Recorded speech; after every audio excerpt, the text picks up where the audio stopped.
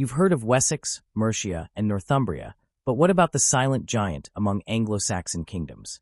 The one whose untold story holds vital clues to early English development. Welcome to Words of Time, and join us as we venture into the shadowy corners of history to reveal the Kingdom of Sussex and its forgotten rulers, proving that some of the most impactful stories are the ones we've never been told. The story of the Anglo-Saxon world is often told through the great kingdoms that shaped early English history: Wessex, Mercia, and Northumbria. Their kings, battles, and legacies dominate both scholarship and imagination. Yet hidden among these giants lies Sussex, a kingdom once vibrant and important, now mostly overlooked. Its history, buried under centuries of silence and simplification, reveals much about how England came to be, how power and culture evolved, and how memory itself can fade. Understanding Sussex means exploring what happens when a people's story slips out of sight, and what it means to rediscover that story centuries later. When people think of Anglo-Saxon England, they often imagine a tapestry of small kingdoms rising after the fall of Roman rule. From this confusion of tribes and settlers emerged the kingdoms that eventually united into a single English identity. Historians speak of the Heptarchy, the Seven Kingdoms, yet in public awareness, only a few are remembered vividly. Wessex produced Alfred the Great, Northumbria gave us saints and scholars, and Mercia ruled the heart of England for a time. Kent appears as the first seat of Christian conversion, and East Anglia has the martyrdom of Edmund. Sussex, by comparison, seems to offer little more than a few faint names and scattered ruins. This is not because Sussex was insignificant, but because its story was swallowed by stronger neighbors, by shifting borders, and by the way later writers chose which paths to preserve. To understand why Sussex became a ghost in the Anglo-Saxon machine, one has to begin with how the Anglo-Saxon world itself was born. After Roman power collapsed in Britain around the early 5th century, the island was left fragmented and exposed. Local leaders tried to maintain order, but Roman administration, coinage, and defense systems all decayed. From across the North Sea came groups of settlers and warriors, Angles, Saxons, and Jutes. They arrived in waves, some invited as mercenaries, others drawn by opportunity and conquest. The traditional picture describes these groups spreading across eastern and southern Britain, driving out or absorbing the remaining Romano-British population, and creating new societies rooted in their Germanic culture. Sussex takes its name from the South Saxons, the people who established their foothold along the southern coast. According to later chroniclers, their leader was said to have landed on the Sussex coast sometime in the 5th century. Whether this figure was a single historical person or a memory of several leaders blended into one is uncertain. What matters is that this tradition placed Sussex at the very beginning of Anglo-Saxon settlement in England. The name South Saxons itself marks them as one branch of a broader Saxon migration, joined by West Saxons, East Saxons, and others. Their territory stretched across what is now the modern county of Sussex, from the rolling South Downs to the coastal plains. Unlike some of the larger kingdoms, Sussex developed in relative isolation. Its geography shaped its fate. The South Downs form a ridge that separates the coast from the northern Weald, a dense forest that in early times was difficult to cross.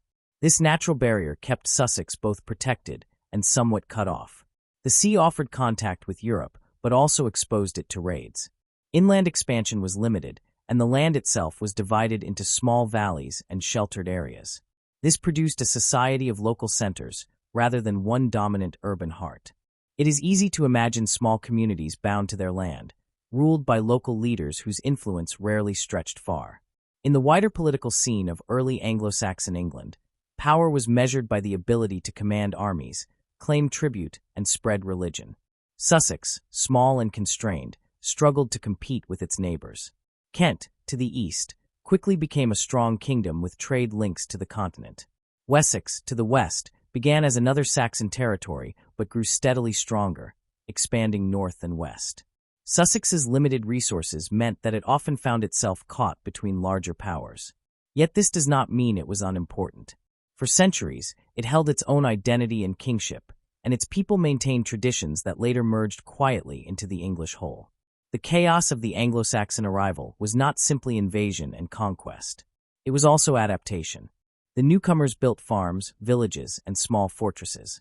They cleared forests and reworked the land for agriculture. Archaeology shows that the South Saxons established settlements near the coast and along river valleys, where the soil was good and transport easy. They adopted some local practices from the remaining British population, though the extent of mixing is still debated. The early centuries were a time of constant movement, conflict, and negotiation of identity. The South Saxons were one among many groups carving a place in this new landscape. As the centuries passed, the balance of power among the Anglo-Saxon kingdoms shifted again and again. Sussex remained relatively small and modest, rarely a conqueror but often a survivor. It appears in early sources as a kingdom in its own right, ruled by kings who trace their ancestry back to El. The Anglo-Saxon Chronicle, compiled centuries later under the influence of Wessex, gives Sussex only brief mentions. This alone helps explain why the kingdom is so rarely discussed. The written record that survives was created mostly by the victors and by churchmen serving larger realms. Sussex, conquered and absorbed early into Wessex, left behind little written memory of its own. Still, the kingdom did not vanish overnight. There are traces of its separate existence well into the 7th and 8th centuries. Sussex was one of the last areas in southern England to adopt Christianity. The story of its conversion is one of the few moments where Sussex steps briefly into the light. According to the Venerable Bede, writing in the early 8th century, Sussex remained a pagan land when neighboring regions had already accepted the new faith. Its conversion came through the work of Bishop Wilfrid, a figure known for his disputes with other church leaders and for his tireless missionary efforts. After being exiled from Northumbria, Wilfrid found refuge in Sussex. He preached to the South Saxons, baptized them, and helped organize the local church.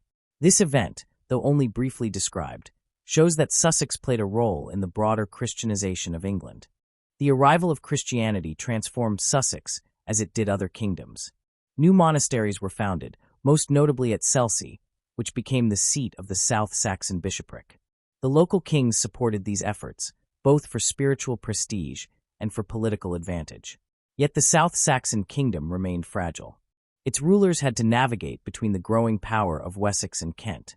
By the late 7th century, Sussex had lost much of its independence. It became a client or sub-kingdom under stronger neighbors. Eventually, it was fully absorbed into Wessex, joining a process that would lead to the unification of England under a single crown. Why then does Sussex rarely appear in discussions of the Anglo-Saxon greats? Part of the answer lies in how history is written. The sources that survive were created in monastic centers tied to powerful patrons. Wessex produced the chroniclers who shaped the national story. Northumbria produced Bede, whose history remains the foundation of much early English understanding. Mercia, once dominant, is remembered through its famous rulers and the physical remains of its power. Sussex, with its small monasteries and early loss of independence, lacked the means to preserve its narrative. Its people lived, fought, prayed, and died like those of any other kingdom, but few wrote their names down. Another reason is symbolic. Historians and the public often favor stories of expansion, conquest, and glory. Sussex does not fit that pattern easily. It did not produce an Alfred, a Penda, or an Offa. It was a kingdom of modest scale and quiet endurance. Yet this modesty is precisely what makes Sussex interesting today. In the shadows of grand narratives, we find the ordinary rhythms of life that formed the backbone of early England. Sussex represents a type of kingdom that was common but rarely celebrated, small, self-contained, and deeply local. Its story reminds us that history is not only the tale of empires and kings, but also of communities that thrived without fame. Modern archaeology has helped bring some of Sussex's forgotten past back into view. Excavations across the region have revealed early settlements, burial sites, and traces of trade. The coastal areas show signs of contact with continental Europe, while the Weald reveals evidence of early ironworking and forest clearance. These discoveries suggest a society that was active and connected, not isolated or primitive. The people of Sussex were part of a broader network that linked the English Channel with the inland territories. The finds from cemeteries, including jewelry, weapons, and pottery, speak of a culture both distinctive and integrated within the wider Saxon world. Even the landscape itself carries echoes of the early kingdom. Place names preserve fragments of the old language and social order. Villages ending in ham, tun, or worth mark settlements that date back to the Anglo-Saxon period. The ridge of the South Downs, the valleys of the Arun and the Ouse, and the marshy coastal plains all shaped how the South Saxons lived. To walk these lands today is to move through layers of time, where the patterns of ancient life still guide the layout of modern towns and fields. Rediscovering Sussex is not only about filling a historical gap. It is about reconsidering what we mean by importance in history. When we say a kingdom was great, we usually mean it wielded power or left abundant records. Yet power and memory are not the same thing. The greatness of Wessex lies partly in its victory and its chroniclers. The obscurity of Sussex lies partly in its defeat and silence. But to measure value only by those terms is to miss the richness of the early English world. Sussex offers a counterpoint, a reminder that every region contributed to the formation of England, even if later absorbed. The process by which Sussex disappeared from historical prominence also mirrors how history itself is built. As Wessex grew, it absorbed not only territories but also their identities. The kings of Wessex became kings of the West Saxons, then of all the English. When Alfred and his descendants consolidated power, they rewrote the story of their past. The Anglo Saxon Chronicle, compiled under Wessex control, presents history from that kingdom's perspective. Sussex appears only as a conquered land or a stage for the deeds of others. Its earlier independence is barely acknowledged. In this way, political unification produced historical simplification. Yet the ghost of Sussex remains in subtler ways. Local traditions, church foundations, and regional identities preserve a faint memory of the South Saxon past. The Diocese of Chichester, for example, traces its origins to the South Saxon bishopric. Ancient churches dot the landscape, many standing on sites that have been places of worship for more than 1,000 years. Some still bear dedications that hint at early saints or missionary efforts. These traces show that the spiritual legacy of Sussex outlasted its political independence. The Forgotten Kingdom also invites reflection on the relationship between center and margin. In every age, some regions dominate the story while others fade from view. Sussex reminds us that what seems peripheral in one period may hold deeper meaning when seen on its own terms. Its isolation allowed it to preserve older traditions longer than other regions. Its late conversion shows how Christianity spread unevenly, revealing local resistance and adaptation. Its eventual integration into Wessex demonstrates how smaller communities were drawn into larger systems of law, defense, and governance. In all these ways, Sussex offers a microcosm of how early England formed from a mosaic of local worlds. Today, historians and archaeologists are re-examining Sussex with fresh eyes. The promise of discovery lies in what new methods can reveal. Soil analysis, aerial surveys, and careful excavation all open windows into the past that written sources never provided. Each find adds texture to the story. A simple brooch or pottery shard may tell us about trade links, craftsmanship, or cultural exchange. Patterns of settlement show how communities adapted to geography and climate. Taken together, these details transform Sussex from a blank space on the historical map into a vivid landscape of human activity. There is also a cultural value in bringing forgotten histories like Sussex's back into awareness. The story of England's making was not the work of a few great kings, but of countless small societies shaping their own corners of the land.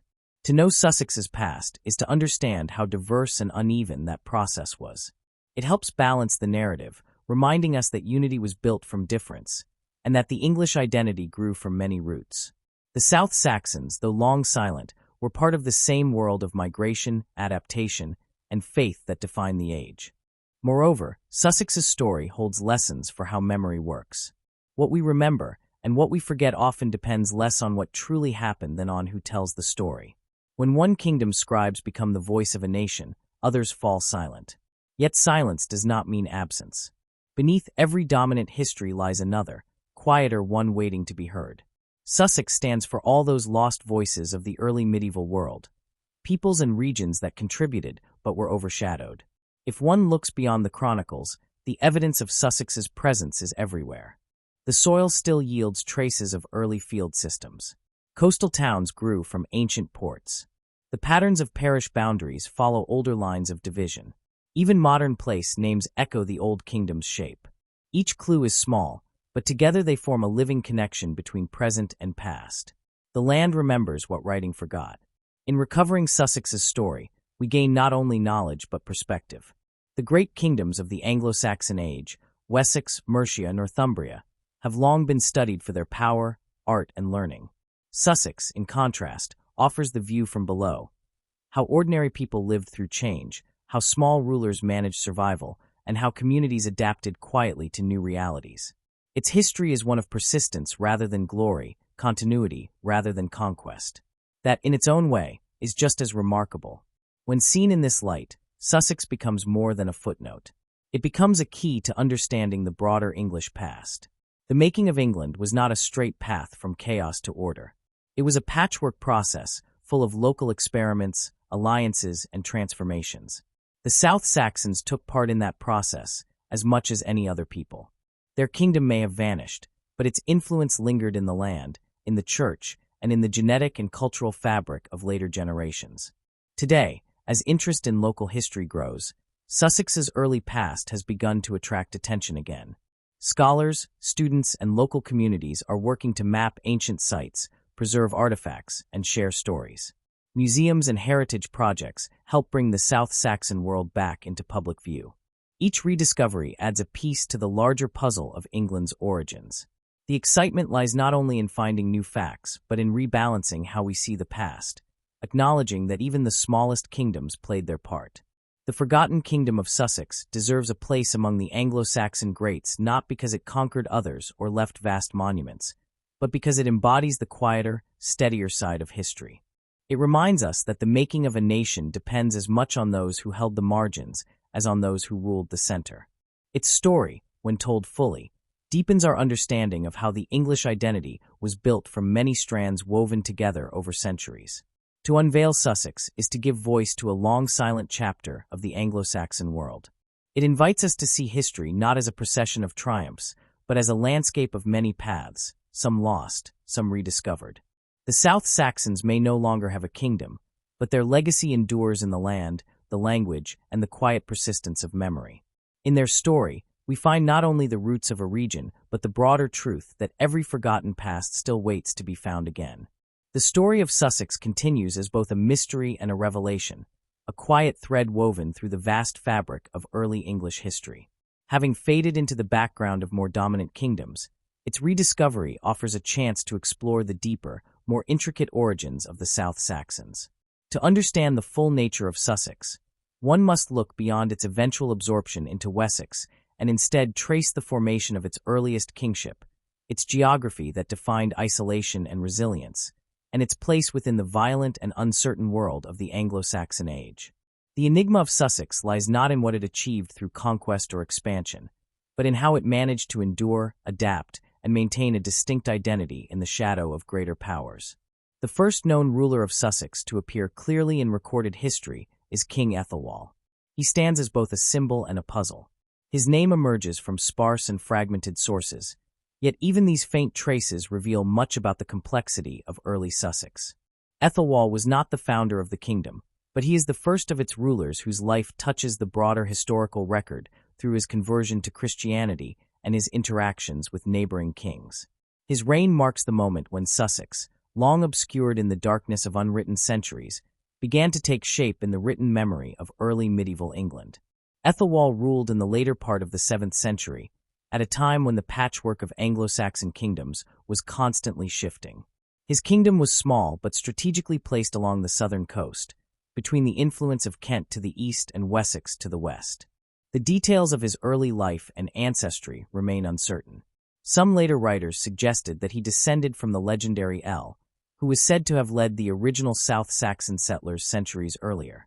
Yet this claim, like many royal genealogies of the period, was likely shaped more by political need than by verifiable history.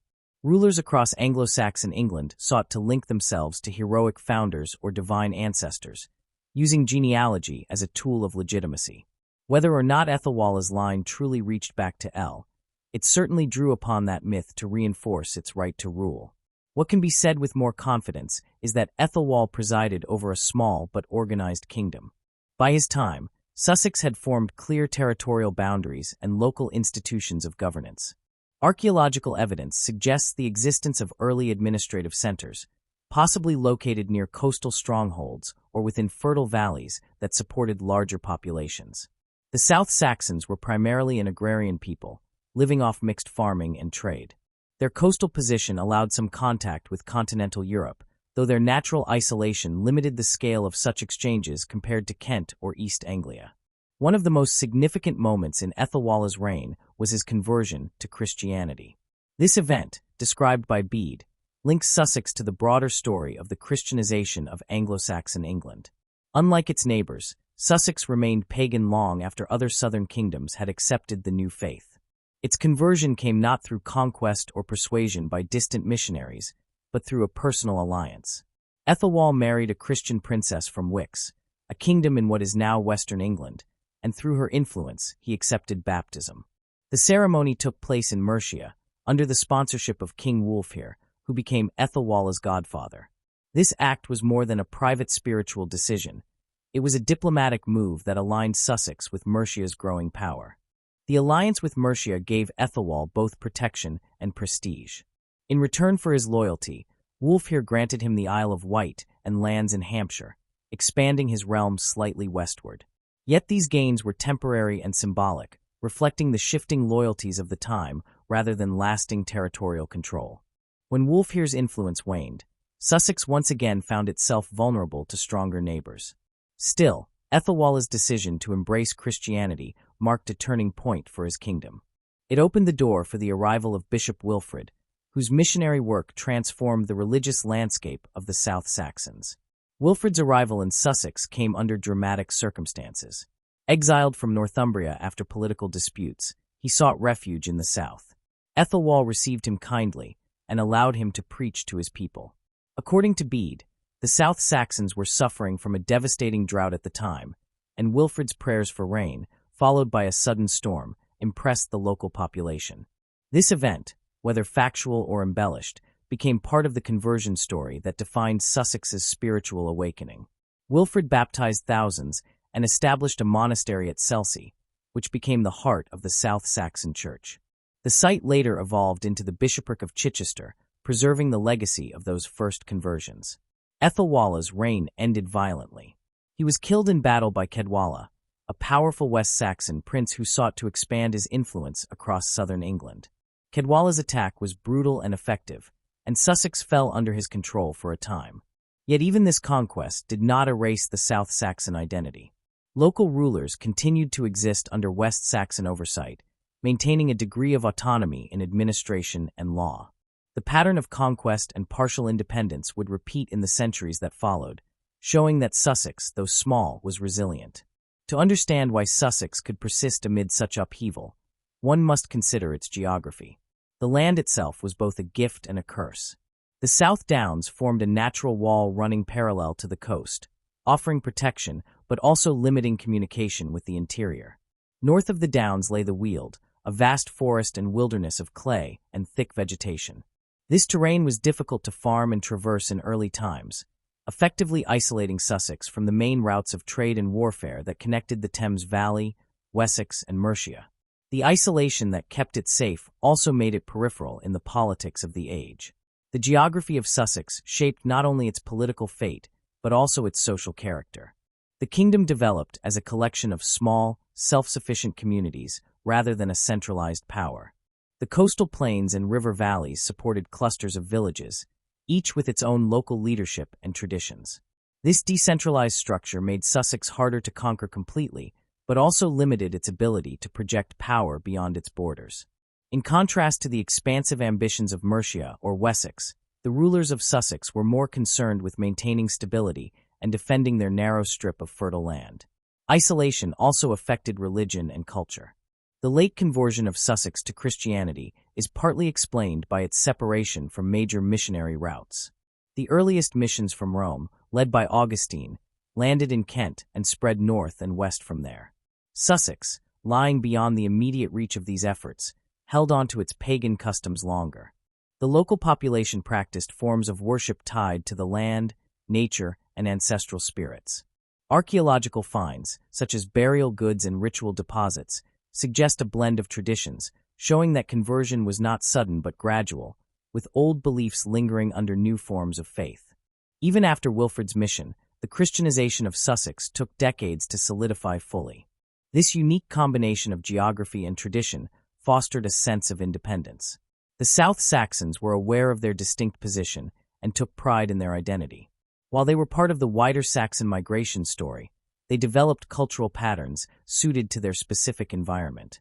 Their settlements were smaller, their leadership more localized, and their political ambitions limited by the natural boundaries of their land. The very isolation that kept them from rising to greatness also preserved their individuality. The early rulers of Sussex faced constant challenges from larger kingdoms seeking dominance over the south. After Ethelwald's death, the balance of power continued to shift. Local subkings ruled parts of Sussex under West Saxon or Mercian overlordship. These smaller rulers often changed allegiance as circumstances demanded. Sometimes Sussex leaned toward Wessex for protection. At other times, it aligned with Mercia to counter West Saxon aggression. This flexibility allowed the kingdom to survive long after others of similar size were swallowed completely. It shows a pragmatic understanding of the political reality of the age. Independence was not absolute, but negotiable. The alliances and conflicts of Sussex reveal the intricate web of early Anglo-Saxon politics. Unlike the later unified England, this period was defined by a constant struggle for balance among competing powers. A kingdom's survival depended on its ability to form timely partnerships and to yield when necessary. Sussex, though rarely in command, managed this balance with remarkable endurance. The South Saxons knew when to resist and when to submit, preserving their local authority even under foreign rule. Cultural and economic factors also played a role in the endurance of Sussex. The kingdom's economy was grounded in agriculture, with sheep farming on the downs and mixed crops in the valleys. Timber and iron from the Weald added to its wealth, though transport limitations restricted trade. Coastal settlements engaged in fishing and occasionally in small-scale exchange with the continent. This steady, self-sustaining economy insulated Sussex from the economic shocks that might have destabilized larger, more centralized kingdoms. The people lived close to their land, and their society was structured around kinship and local governance rather than distant royal administration. In this environment, kingship itself took on a different character. The ruler of Sussex was less a distant monarch and more a first among equals, bound by kinship ties and dependent on the loyalty of local leaders. The power of the king rested on consensus and cooperation rather than sheer military might. This decentralized form of rule reflected the kingdom's fragmented landscape and population. It also explains why Sussex could transition relatively smoothly into subordination under Wessex. When Cadwalla and later West Saxon kings took control, they often retained local governance systems rather than replacing them outright. The existing structure fit neatly into the expanding framework of West Saxon administration. Though Ethelwald's reign marked the first clear glimpse of Sussex's royal line, there were certainly rulers before him whose names are now lost. The shadowy figure of El, often called the first king of the South Saxons, remains more legend than fact, yet his supposed landing and conquest along the coast may preserve a distant memory of early settlement. Later genealogies that trace descent from El served to bind Sussex into the broader Saxon narrative, linking it symbolically to the origins of English kingship. Whether El existed or not, the legend gave the South Saxons a sense of antiquity and continuity. As the 7th and 8th centuries progressed, Sussex's political landscape became increasingly complex. Mercia's dominance over southern England grew under kings like Ethelbald and Offa, and Sussex, like many smaller kingdoms, fell under Mercian influence. Yet this subjection was not always harsh. Mercian kings often allowed local rulers to retain their positions in exchange for tribute and loyalty. Sussex continued to function as a semi-independent region, its leaders sometimes styled as ealdormen rather than kings. Over time, the distinction between independent ruler and subordinate lord blurred, marking the gradual integration of Sussex into a larger political order. The story of early Sussex is one of adaptation and quiet endurance.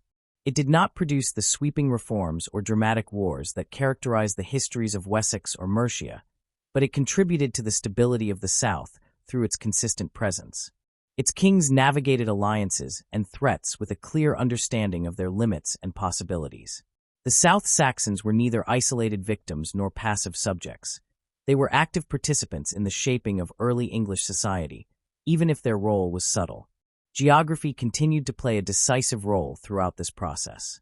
The Downs and the Weald remained defining features of life in Sussex. The Weald, once a barrier, later became a resource as ironworking and charcoal production developed. Small settlements within the forest supported the broader economy and linked the region more closely to neighboring territories. Over time, the isolation of Sussex lessened, but its distinctive regional identity persisted. The pattern of small, self-contained communities survived even as royal power became centralized under Wessex and later, under the English crown. The alliances that Sussex forged in its early history foreshadowed the later political unification of England. The South Saxons' willingness to engage diplomatically rather than through conquest reflected an early understanding of cooperation as a path to survival. When Wessex finally established dominance, it absorbed not a conquered enemy, but a willing partner accustomed to negotiation and adaptation. This pattern of gradual integration helped shape the political culture of the English South, where local autonomy remained strong even within larger frameworks of authority. Looking back at the enigma of Sussex, one can see how its obscurity in later history hides a complex and revealing past. Its first kings, like Ethelwald, stood at the crossroads of old pagan traditions and new Christian beliefs, balancing survival with transformation. Its geography, both limiting and protective, gave rise to a society marked by resilience and local independence. Its alliances and struggles reflected the broader currents of an age defined by change and uncertainty. Sussex may not have produced empire builders, but it produced survivors, and in the long story of England, survival was the foundation upon which everything else was built. The early rulers of Sussex remind us that history's value does not depend on scale. Their modest kingdom, nestled between forest and sea, shaped its destiny through wisdom, adaptability, and endurance. The enigma of Sussex lies not in what it lacked, but in what it preserved, a glimpse into how small societies lived and thrived within the great turning of ages. In tracing its early rulers, we do not merely uncover forgotten names. We recover a vision of how the English world was formed, one region at a time, by those who quietly endured while others sought glory. The Kingdom of Sussex, having emerged from its early years of fragile independence under rulers like Ethelwald, soon found itself surrounded by powerful and ambitious neighbors. Its geography, which had once protected it from the full reach of northern armies, could not shield it forever from the rising tides of Mercian and West Saxon expansion. The small South Saxon realm, carved out along the southern coast, became a quiet yet strategic prize in the ongoing struggle for dominance among the Anglo Saxon kingdoms. To understand the next stage of Sussex's story, one must see it through the lens of this growing pressure. The pull of Mercia from the north and the push of Wessex from the west, and how these influences reshaped its political fate, its cultural life, and its enduring identity. Mercia's influence loomed large across southern England during the 7th and 8th centuries. It was not merely a military power, but also a political system that reached deep into the fabric of smaller kingdoms. The Mercian kings understood that lasting control required more than conquest. It required a network of allegiance, tribute, and governance. Under strong rulers such as Ethelbald and Offa, Mercia extended its reach over most of the southern regions, including Sussex. The South Saxons, surrounded by more powerful forces, were drawn into this orbit, whether by necessity or by force. The Mercian approach to control was often subtle. Rather than direct annexation, Mercia preferred to install local rulers who remained loyal in exchange for protection. Sussex, with its complex landscape and dispersed communities, was particularly suited to this method. Instead of attempting to govern the entire territory directly, Mercia allowed native rulers, sometimes called subkings or ealdormen, to maintain order, collect tribute, and uphold Mercian interests.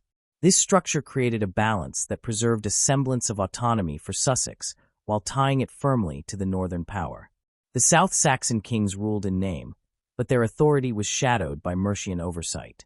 The evidence of Mercian influence can be traced through charters, coinage, and church politics. When Mercian power was at its height, charters issued within Sussex often bore witness to Mercian kings, reflecting their overlordship.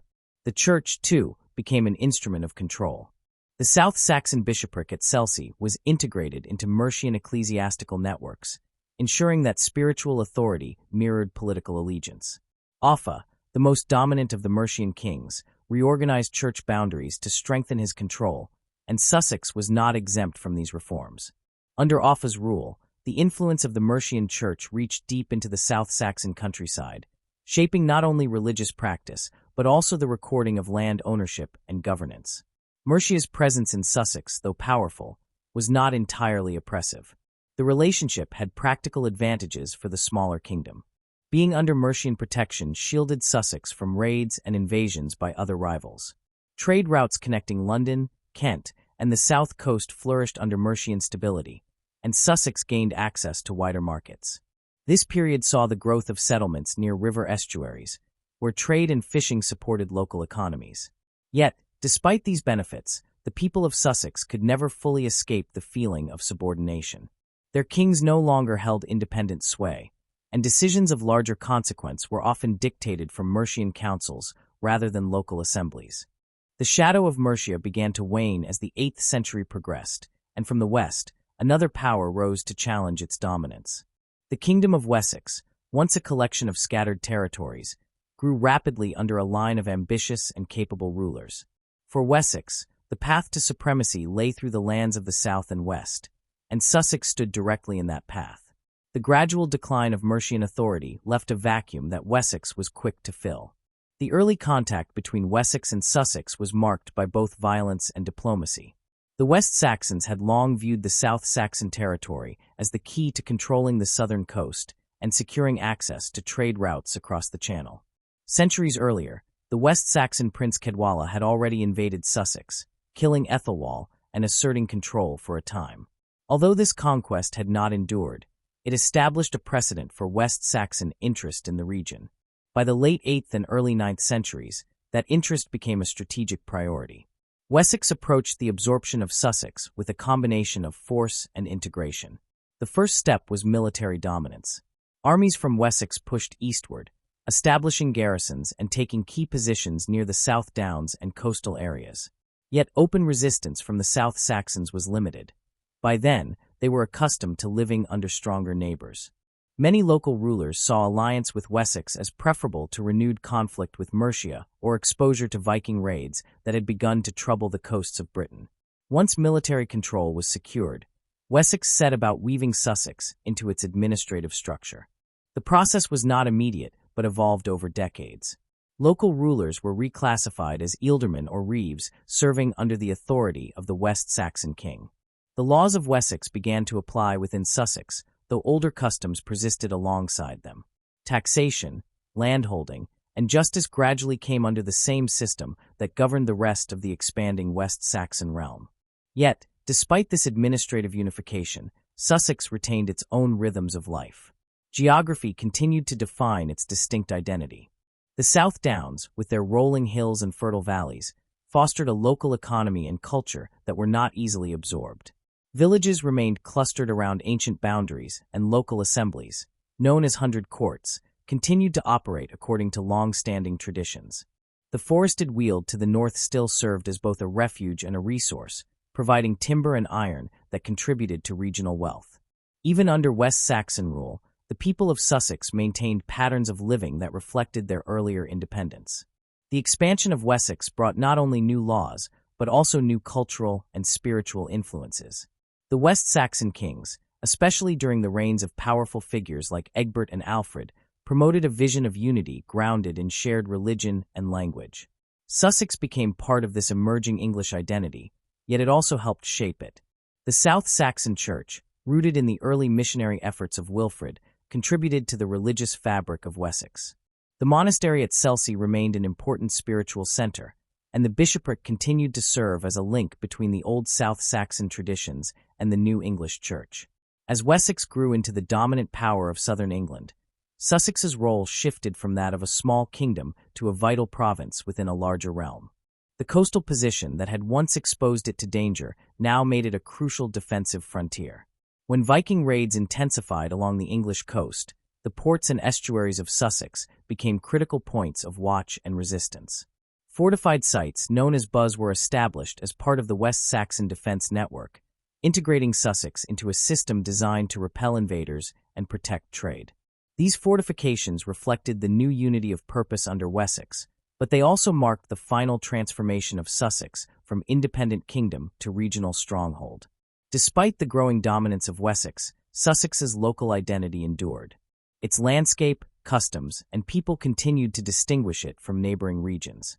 The dialect spoken in Sussex retained traces of older Saxon speech patterns, and its legal traditions preserved elements of earlier South Saxon law. Even as Wessex kings claimed the title of rulers over all the English, the local governance of Sussex remained grounded in its own communities. Parish boundaries often followed ancient lines, and local saints, such as Wilfrid and Richard of Chichester, kept alive a sense of regional pride. The integration of Sussex into Wessex was not simply a story of conquest. It was also a story of adaptation. The South Saxons proved skilled at absorbing new systems while preserving their core identity. They accepted the authority of distant kings, yet maintained local control over land and labor. Their willingness to cooperate made them valuable allies in the growing English kingdom. Over time, this balance of submission and self-preservation became a defining feature of Sussex's history. The long shadow of Mercia and the rising power of Wessex left deep marks on the political and cultural character of Sussex. From Mercia, it inherited a model of governance that balanced central oversight with local autonomy. From Wessex, it absorbed the vision of unity that would eventually give rise to a single English kingdom. But through both experiences, Sussex remained a land apart, distinct in its rhythm, its landscape, and its sense of self. The Church continued to play a central role in maintaining that identity. The bishops of Selsey and later of Chichester acted as both spiritual leaders and local figures of influence. They served not only the cause of faith, but also the cause of continuity. Monastic communities preserved records, traditions, and relics that tied the region to its past. Even as political power shifted, these institutions anchored Sussex in memory and identity. The Christian faith that had once arrived through the preaching of Wilfrid became a symbol of endurance, linking generations across the centuries. Economically, the West Saxon period brought gradual transformation. Sussex's integration into broader trade networks stimulated growth in towns and markets. The coastal ports that had once served as small fishing communities developed into centers of exchange, connecting the south coast to continental Europe. The fertile lands of the Downs and the resources of the Weald provided goods for trade, while the emerging towns of Lewes and Chichester became focal points of commerce and administration. Under Wessex, the region prospered in ways it never could as an isolated kingdom. Yet even prosperity could not erase its deep-rooted local character. Culturally, Sussex contributed to the broader identity of Wessex and eventually to the making of England. The fusion of South Saxon traditions with West Saxon governance created a distinctive blend of regional pride and national loyalty. Local craftsmanship flourished, as did religious art and architecture. The construction of stone churches replaced earlier wooden structures, signaling both stability and a growing sense of permanence. These churches, often built on ancient sacred sites, symbolized the layering of new faith upon old land, a theme that defined much of England's early medieval history. The enduring distinctiveness of Sussex under external rule speaks to the resilience of small communities in the face of larger powers. Even as kings and conquerors redrew maps and redefined boundaries, the people of Sussex lived by the rhythms of their land and their local traditions. Their history shows that identity is not easily erased by conquest. It adapts, reshapes, and endures. The South Saxons, who once saw themselves as a separate people, became part of the English whole, but they carried into that unity their own customs, their speech, and their memory of independence. When viewed across the centuries, the transition from Mercian influence to West Saxon rule can be seen not as a story of decline, but as one of transformation. Sussex moved from isolation to participation, from a marginal kingdom to an essential part of a growing nation. Its experience mirrors the broader process through which early England was formed, a process driven by both conflict and cooperation, by the merging of local identities into a shared culture. The Mercian shadow, though long faded, left behind lessons in governance and adaptability. The rise of Wessex, with its emphasis on defense, unity, and law, gave Sussex a place within something larger without erasing its soul. Together, these forces shaped a region that, even in subordination, remained self-aware and proud. The old South Saxon spirit survived in the fields, the parishes, and the quiet resilience of its people. In later centuries, when the idea of England solidified under a single crown, Sussex continued to reflect its dual heritage. The influence of Mercia could still be traced in its administrative patterns, while the authority of Wessex lingered in its institutions and laws. Yet above all, What endured was the sense of being Sussex, a region defined by its land, its coast, and its history of quiet endurance under pressure. The story of Sussex under Mercian and West Saxon influence is therefore not one of erasure, but of persistence. Each wave of external power reshaped the kingdom, yet none could dissolve its essence. Its people learned to survive by adaptation, turning foreign control into local advantage. They endured conquest not as victims, but as participants in the slow, steady making of a larger world. In this way, Sussex became both a witness and a contributor to the birth of England. From its days of early kingship to its place within the West Saxon realm, it remained a land of continuity, a place where the past never fully disappeared but lived on in the patterns of the present. The pressures of Mercia and Wessex, rather than crushing its spirit, forged its endurance. The kingdom that once stood small and alone at the edge of the Anglo-Saxon world found its lasting legacy not in domination, but in the quiet strength of survival and identity that outlived the empires surrounding it.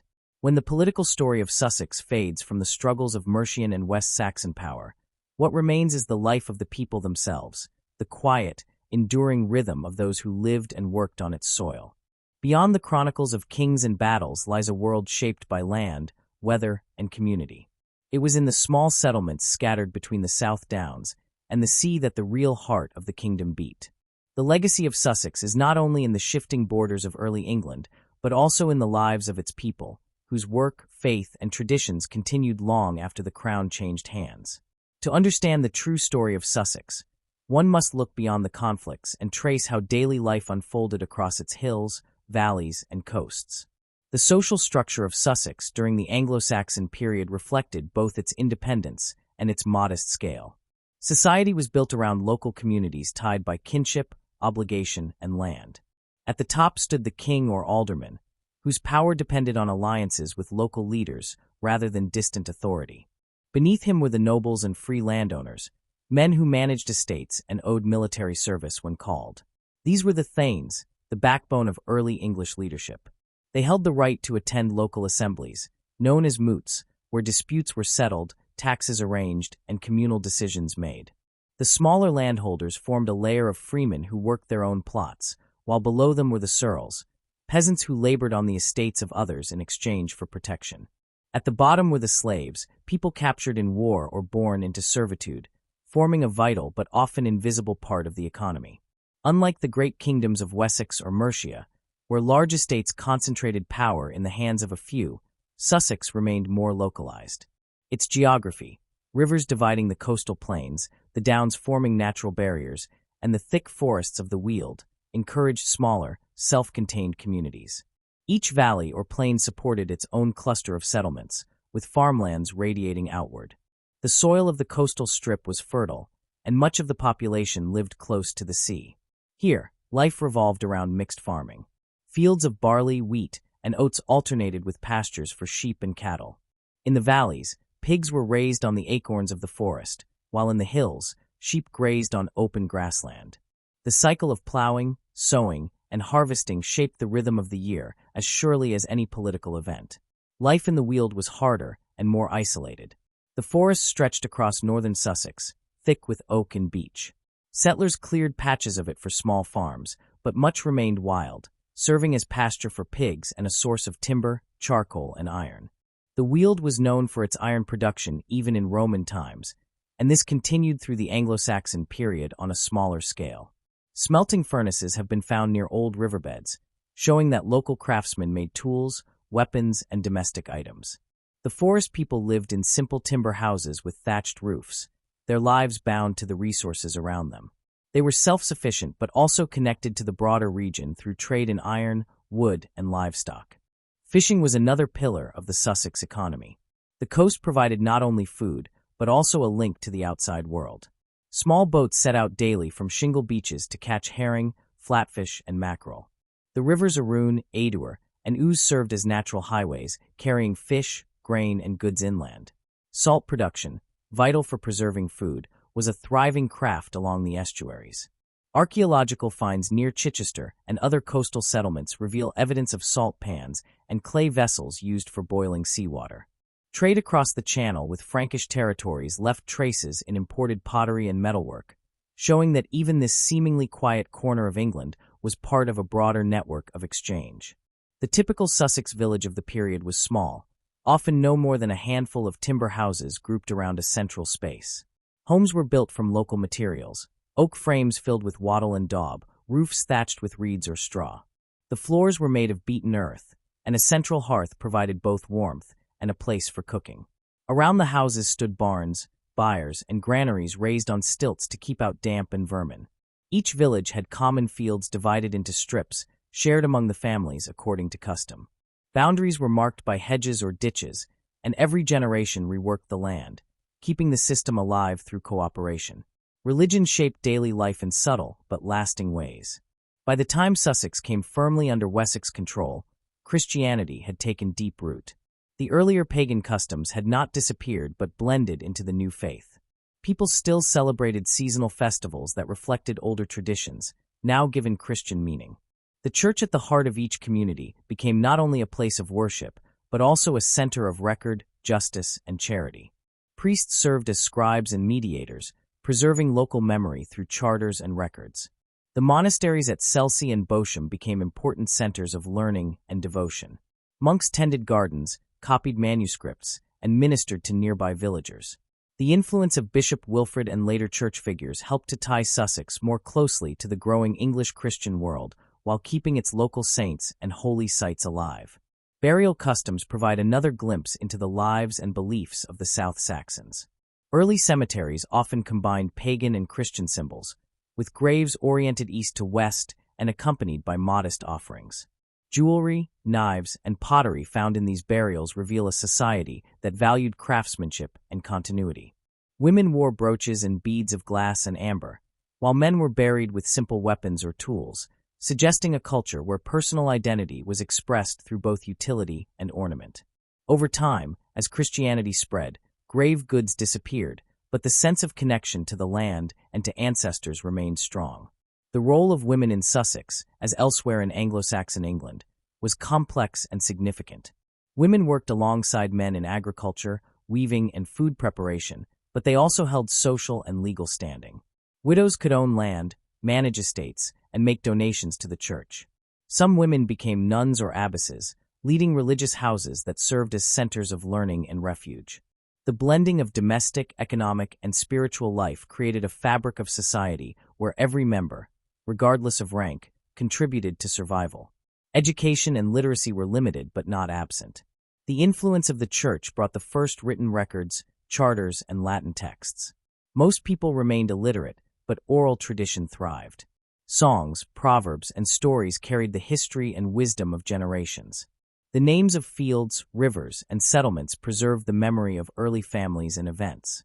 Many of these names survive today, silent witnesses to the continuity of Sussex life. Archaeological discoveries have illuminated much of what is known about this world. Excavations at sites across the county, such as Bishopstone, Rookery Hill, and Lancing, have revealed patterns of settlement and evidence of daily existence. At Bishopstone, traces of an early village show how homes clustered around a central hall, suggesting a community bound by shared work and loyalty. Pottery shards indicate trade connections, while animal bones reveal diets rich in meat, grain, and fish. In the Weald, discoveries of ironworking sites confirm the importance of metallurgy, while remnants of field systems illustrate how people managed the land over centuries. Coins and weights found in Sussex speak of growing participation in regional trade. The emergence of local markets in the later Anglo-Saxon period shows how Sussex adapted to broader economic change. Markets often developed near churches or crossroads, where weekly gatherings allowed farmers, craftsmen, and traders to exchange goods. These gatherings not only supported commerce, but also reinforced social bonds. In such places, news spread, disputes were settled, and alliances formed.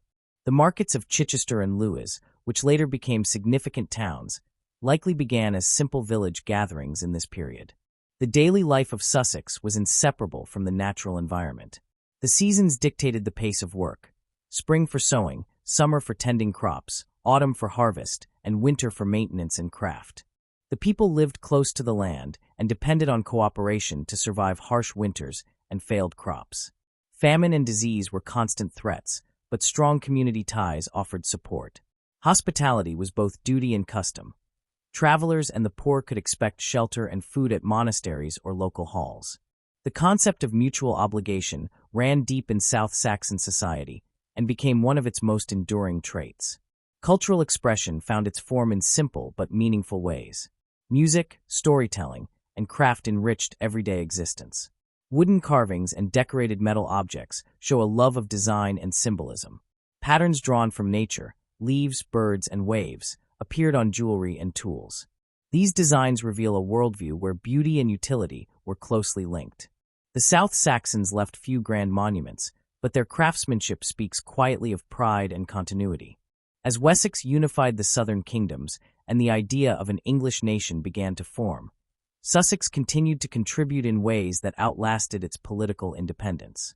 The local systems of law and governance developed in its villages helped shape the broader English legal tradition. The 100 Courts of Sussex, where disputes were judged by peers and decisions recorded by local scribes, influenced the evolution of communal justice that later defined English common law. The sense of fairness, responsibility, and accountability rooted in these assemblies became a hallmark of English political culture. Language also bears the imprint of Sussex's legacy. The dialect spoken by the South Saxons contributed words and expressions that found their way into Middle English.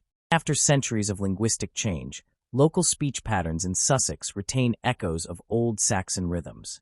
Place names like Stenning, Worthing, and Beddingham preserve ancient meanings tied to the land and its early settlers.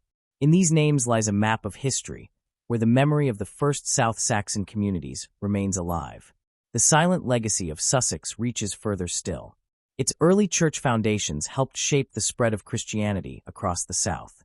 The bishopric established at Chelsea became a lasting institution, later moved to Chichester, which grew into a city centered on its great cathedral.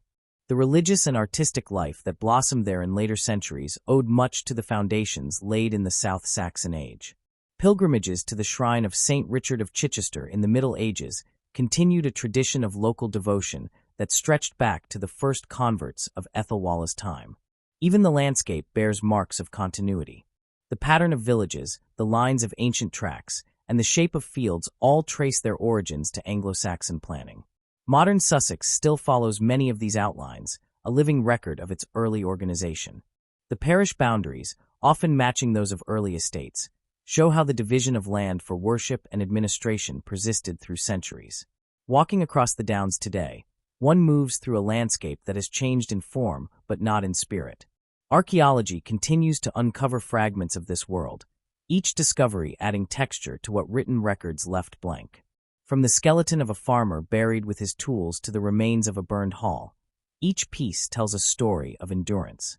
These findings bridge the centuries, connecting modern Sussex to its forgotten kingdom. The people who lived there left few written words, but their fields, artifacts, and settlements speak through the soil. Their story, once overshadowed by neighboring powers, now emerges as a vital part of the English past. The legacy of Sussex also lies in its enduring independence of spirit. Throughout history, the county has maintained a strong local identity.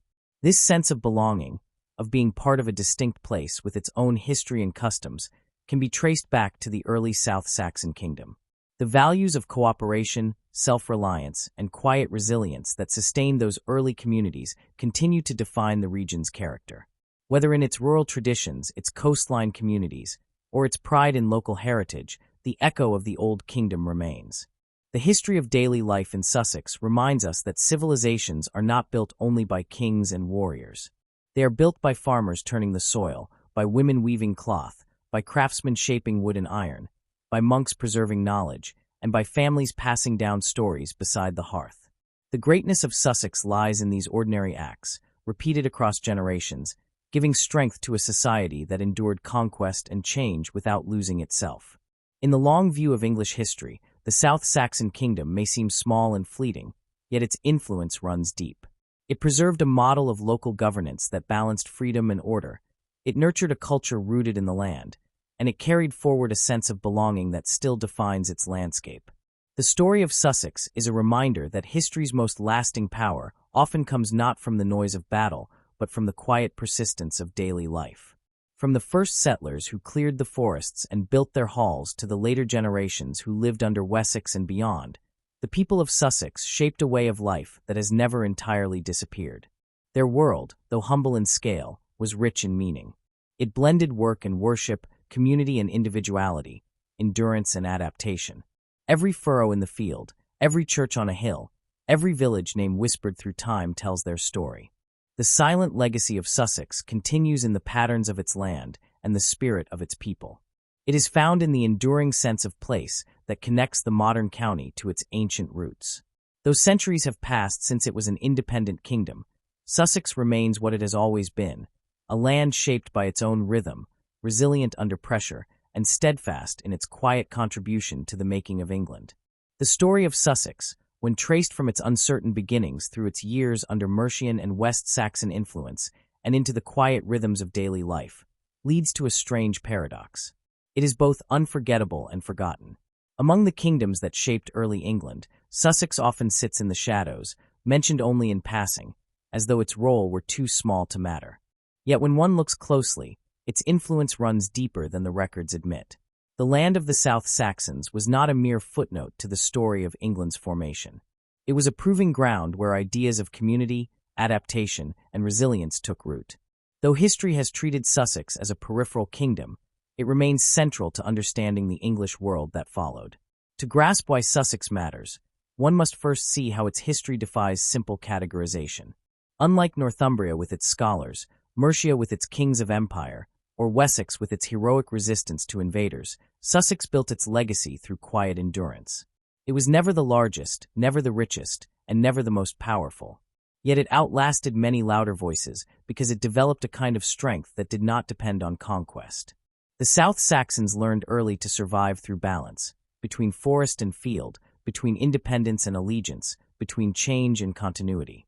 Their kingdom, though modest in power, represented a model of adaptation that later became essential to the survival of England itself. Sussex teaches that the margins of history often hold the deepest truths. The kingdom stood apart in its early years, protected by the downs and the dense forests of the Weald. Its isolation shaped its character. When the first waves of Anglo Saxon settlers landed on its shores, they found a region that was both inviting and resistant. The land required labor and cooperation. Those who stayed became bound to it, their settlements shaped by the demands of geography rather than by imperial ambition. This early struggle created a pattern of living that valued self-reliance and community. The South Saxons did not build empires, they built societies that could endure. The political life of Sussex, though often overshadowed, contributed directly to the pattern of English unity. Its early kings, such as Ethelwald, stood at the crossroads of conversion and conquest. His alliance with the missionary Wilfrid brought Christianity into the kingdom, but it also wove Sussex into the wider spiritual fabric of early England. The baptism of its people marked more than a change of faith. It signaled the beginning of integration into a shared cultural identity. The later absorption of Sussex by Mercia and then by Wessex did not erase it, but transformed it into a vital thread in the growing English tapestry. When Mercia extended its influence, it brought to Sussex the lessons of administration and diplomacy. When Wessex followed, it added law, defense, and the concept of unity under one crown. Sussex was not simply a victim of these expansions. It was a participant in a larger experiment. Through its absorption, the structures that governed England began to take shape. Structures built not only on royal authority, but also on local governance. The hundreds and tithings of Sussex, the moots and charters that regulated its people, became the foundation for English local government. These systems were born in small communities, like those of the South Saxons, before being adopted across the realm. Yet the importance of Sussex is not only political. Its cultural and social legacy reveals the continuity that underpinned early English life. In a world often remembered for war and upheaval, Sussex reminds us that history is also written by those who plow, build, and pray. Its fields, settlements, and churches formed the fabric of daily life that endured while dynasties rose and fell. The South Saxons were part of the quiet majority who gave stability to an age of instability. Through them, we see how ordinary existence can carry extraordinary meaning. The mystery of Sussex lies partly in its silence. Compared with the grand chronicles of other regions, its written record is thin. Much of what we know comes from scattered references in other kingdoms' histories, from the occasional charter, or from the soil itself. Archaeology has done much to fill these gaps, yet questions remain. Where exactly did the first South Saxon settlers come from? How did their early society organize itself before the written record begins? What form did their kingship take in the generations before Ethelwald? These questions linger not because Sussex was unimportant, but because its story was absorbed into the narratives of others. To rediscover Sussex is to restore a missing piece of England's foundation. Part of the kingdom's elusiveness comes from its nature as a borderland. Throughout the Anglo Saxon period, Sussex stood between worlds, between land and sea, between isolation and connection, between independence and submission. It was a place where cultures met and mingled. The traces of Roman Britain still lingered when the Saxons arrived, and those influences never entirely vanished. Roman roads, coastal forts, and field systems continued to shape life for centuries. Later, when the Franks traded across the Channel, Sussex served as a bridge to the continent. This constant exchange gave the region a cosmopolitan edge, often overlooked by historians. It was neither wholly insular nor fully continental, but something in between, a frontier that mirrored the complexities of England's early identity. The absence of grand monuments may also explain Sussex's quiet reputation. Other kingdoms left great churches or halls that announced their power. Sussex left settler marks. Its legacy is written in the layout of villages, in the enduring pattern of its parishes, and in the resilience of its traditions. These are not the signs of a forgotten people, but of a culture that built permanence without ostentation. The South Saxons shaped their land in ways that have lasted far longer than the fleeting glories of many better-known kingdoms. To call Sussex forgettable, then, is to misunderstand the nature of historical memory. What seems quiet may, in fact, be essential. The shaping of England was not only the work of kings and warriors, but also of communities like those of Sussex, who held their ground and kept their customs through centuries of change. When Wessex rose to unify the English under Alfred and his successors, it relied on the stability of regions like Sussex. The buzz built to defend the coast, the taxes collected from farms and fisheries, the soldiers mustered from local hundreds, all drew strength from systems that had developed long before under South Saxon hands. The kingdom's endurance under pressure became part of the larger English character. The mystery of Sussex deepens when we consider how little of its early voice survives. The monks who wrote the chronicles of Wessex, Northumbria, and Mercia often viewed the South Saxons as peripheral. Their focus was on royal courts and great battles, not on the quiet persistence of small kingdoms. As a result, Sussex entered the historical record as an afterthought, remembered mainly through the actions of others. Yet archaeology has begun to return that voice. Every excavation, every artifact uncovered from beneath the downs, reveals more of a people who were never as silent as history made them seem. Pottery shards, iron tools, ornaments, and burial sites all tell a story of a society that was organized, creative, and deeply connected to its environment. What remains most striking about Sussex is its adaptability. The South Saxons managed to retain their identity even as larger powers absorbed them. Their dialect, customs, and laws blended into the fabric of England without being erased. This ability to adapt without surrendering essence became a hallmark of English culture as a whole. In this sense, Sussex was a microcosm of England's future, a small kingdom learning to balance unity with diversity, local pride with shared belonging. The endurance of Sussex's identity can be felt even now. The modern counties of East and West Sussex still bear names rooted in that ancient kingdom. The boundaries that define them today echo the old divisions of hundreds and parishes. The landscape remains a living memory of its early inhabitants. The churches that stand on hilltops, the ancient yews that shade their churchyards, and the winding lanes that follow prehistoric tracks all carry the imprint of the South Saxon world. The modern visitor walking through the downs or along the coast follows paths once trodden by those early settlers. The continuity between past and present is not broken, but quietly sustained. The question that lingers is why Sussex, despite this continuity, remains so little discussed in the story of Anglo-Saxon England. Part of the answer lies in the way history values drama over endurance. Great wars and famous kings attract attention because they leave visible marks. Sussex, by contrast, represents the steady current beneath those waves, the unbroken thread of daily life, the unrecorded effort that makes civilization possible. To appreciate its place in history requires a shift in perspective. It calls for seeing power not only in conquest but in stability, not only in leadership but in community. The enduring mystery of Sussex is also a reminder of how fragile historical memory can be. So much depends on who records it and for what purpose. The scribes of Wessex may have seen Sussex as conquered territory, but to its people, it remained a homeland with its own traditions. To recover that view, one must listen to the landscape itself. Archaeology, local legend, and language all whisper parts of the story that written history forgot. In the patterns of old field systems, in the alignment of ancient churches, in the names that mark rivers and hills, the voice of Sussex still speaks. There is also mystery in what Sussex represents philosophically. It challenges the idea that importance must come from visibility. Its story asks us to reconsider what makes a kingdom great. Is it military achievement or the endurance of its people? Is it the size of its armies or the depth of its culture? The South Saxons, by surviving through adaptation rather than domination, offer a different model of greatness, one grounded in quiet strength. They remind us that history's foundations are often laid by those who live unseen beneath its monuments. Modern discoveries continue to reshape our understanding of this forgettable kingdom.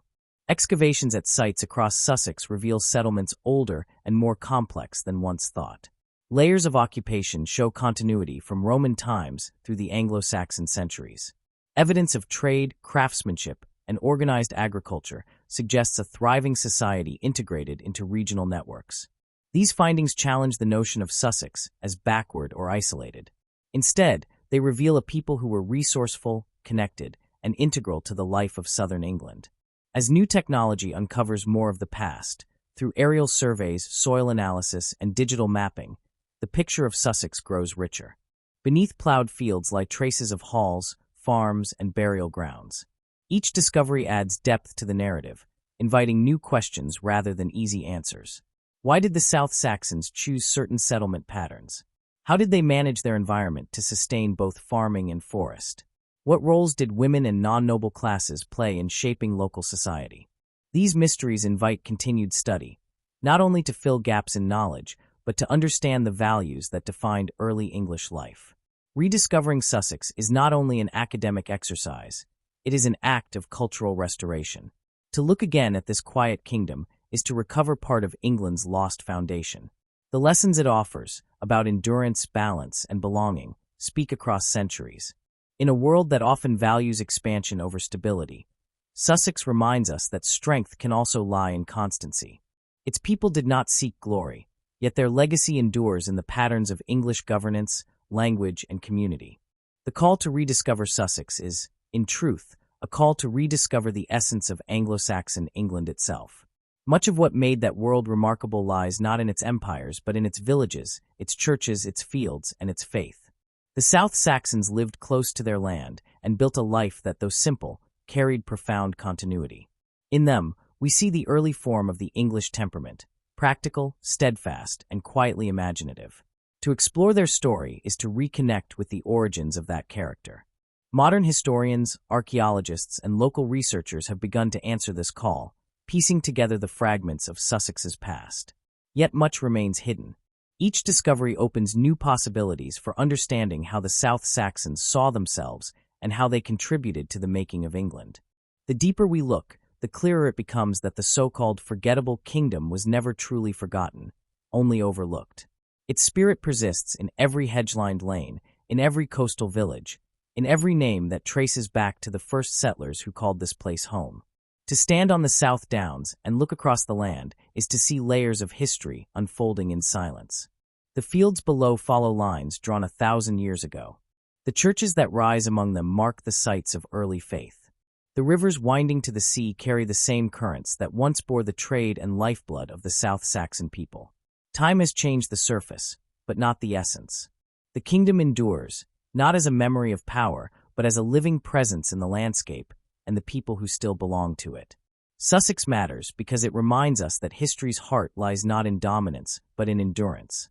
Its story invites us to look beyond the familiar heroes and to find meaning in the steady, persistent life of a small kingdom that helped build a nation. The South Saxons, though rarely named among the greats, shaped the foundations upon which greatness could stand. Their kingdom may have faded from the chronicles, but it remains imprinted in the land, the language, and the spirit of England. The unforgettable, forgettable kingdom of Sussex teaches that even in quiet corners, history lives. Its mystery endures not because it was erased, but because it waits, patiently like the land itself, to be rediscovered. Each stone, each field, each name is part of that invitation. To accept it is to walk again among the South Saxons, to hear their story in the whisper of the downs and the crash of the sea, and to remember that sometimes the truest power lies in being quietly, enduringly, unforgettably human.